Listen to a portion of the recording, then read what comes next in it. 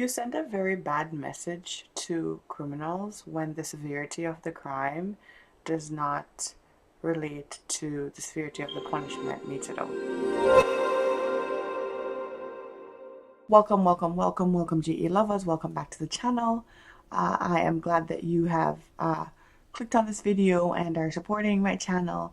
And really, I would love if you would stick around and subscribe and continue to be a part of the journey with me. I post about any and everything Jamaican. So today, I want to share one of these articles that I don't like to share and news that I don't like to hear, right? And in this article entitled from the Jamaica Observer, it's entitled "Woman Beater Freed, Abuser Apologizes, Pays $10,000 Compensation." Bear in mind that 10,000 Jamaican dollars is less than 100 US dollars, right? So this to me is an indication of the lax laws that exist against domestic violence. And really for me, I think authorities are lax on domestic violence across the board. Even here in the US, I really feel as though when people are arrested for things like this, they get away with a slap on the wrist.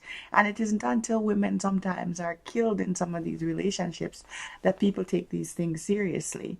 I really do feel as though when people do things like this, it is incumbent upon the government to really send a very strong message that these are things that will not be tolerated and that the law will come down on you very strongly for perpetrating incidents like this. So really quickly, I'm not going to go over all the details of the article, but basically this guy was on the run after he dragged his ex-girlfriend into a room, punched and kicked her when she refused his demands for sex. And essentially this guy surrendered to the police, and during the proceedings in court, right, the judge did ask the complainant if she would be willing to accept compensation for her medical bill, and she did say yes, right? And she had spent about $1,500 and she got $10,000 in compensation. And I guess, in a lot of cases in domestic violence incidents, the courts do listen to the desire of the complainant.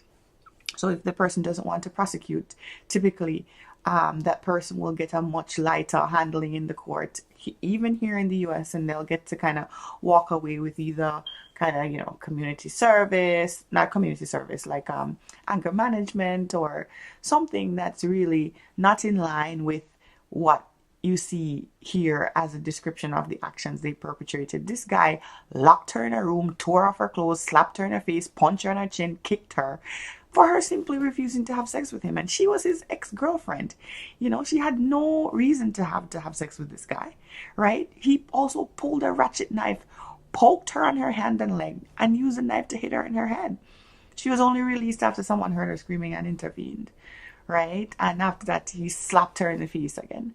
I mean, that's just ridiculous. This guy should have really been punished a little bit more, or much more than he was. And the financial implications that they had on him, like $10,000, that's basically nothing, So once again, I think this highlights the need for folks to take domestic violence very seriously and show that they're serious about it by having very, very harsh punishment for people who perpetrate these incidents.